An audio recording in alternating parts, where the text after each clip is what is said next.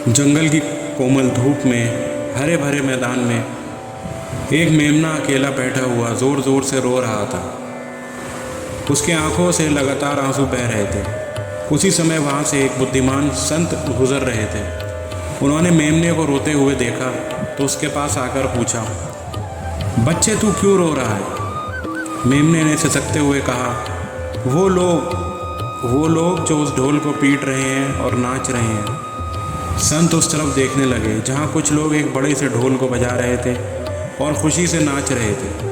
संत को थोड़ा अंदाज़ा हो गया, फिर भी उन्होंने मेमने से पूछा, लेकिन वो ढोल बजाने में और तेरे रोने में क्या संबंध है? मेमने ने थोड़ा रुक कर अपने आंसू पोंछते हुए कहा, वो ढोल, उसकी खाल मेरी माँ की खाल से बनाई गई है। सुनते ही संत स्तब्ध रह गए। मेमने आगे बढ़कर बोला, कुछ दिनों पहले इन्हीं लोगों ने मेरी माँ को मार डाला था। उसकी खाल निकालकर इस ढोल को बनाया था। अब जब भी ये ढोल बजता है तो मुझे मेरी माँ की याद आती है।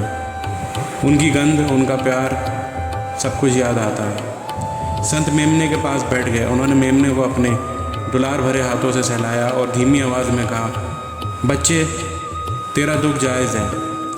अपनी माँ को खोना दुनिया का सबसे बड़ा दर्द होता है। लेकिन संत ने एक लंबा सांस लिया और फिर बोले, क्या तू जानता है कि तेरी माँ की खाल से बना ये ढोल किस काम आता है? मेमना सिर हिलाते हुए बोला, नहीं, मुझे नहीं पता।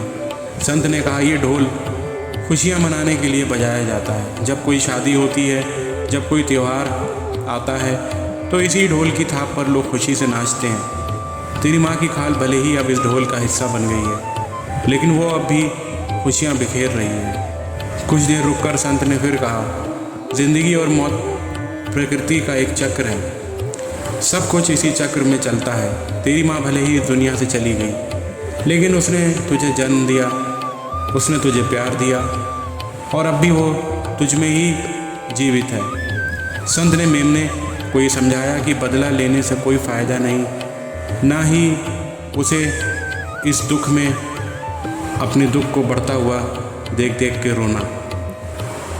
इस सब से कुछ फ़ायदा नहीं। संत की बातों को सुनकर मेमने को थोड़ी शांति मिली। उसने अपनी माँ को याद किया, उनके प्यार को याद किया। धीरे धीरे उसका रोना कम हो गया। वो अब भी अपनी माँ को याद करता था, लेकिन अब उसका दुख थोड़ा कम हो गया था। उसने अब जब भी वो ढोल बजता सुना तो उसे अपनी माँ का प्यार याद आता था और ये भी याद आता था कि उसकी माँ की खाल खुशियाँ बिखेर रही है। ये कहानी हमें ये सीख देती है कि ज़िंदगी में दुख और सुख दोनों आते रहते हैं। हर किसी को किसी न किसी मोड़ पर किसी अपने को खोना पड़ता है, लेकिन ये भी सच है कि मृत व्यक्ति हमारे दिलों में हमेशा जीवित रहते हैं।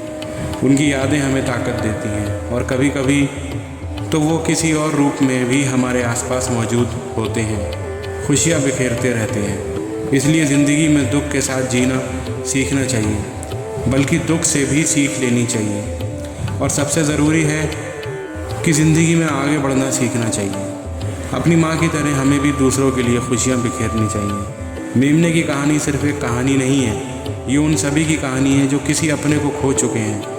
प्रकृति से दूर होते जंगलों को देखकर रोने वाले पेड़ों की कहानी है। सड़क बनाने के लिए काटे गए फूलों की कहानी है। ये कहानी हमें भी ये याद दिलाती है कि प्रकृति और जीव सभी परस्पर जुड़े हुए हैं। एक की मौत दूसरे का जीवन बन जाती है। इसलिए ज़रूरी है कि हम प्रकृति का सम्मान करें, पेड़ पौधे लगाएं, हिंसा का रास्ता ना चुनें।